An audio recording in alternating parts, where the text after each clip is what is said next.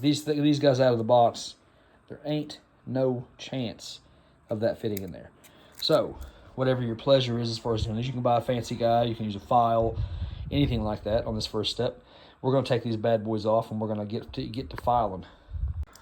So there's a couple of important details here. We've got this guy ground. I use just the same side on all of them. And I haven't cleaned them up a whole lot yet, but I don't know if you guys can see it. I'm trying to see it through the egg on it. Trying to look at it through the camera.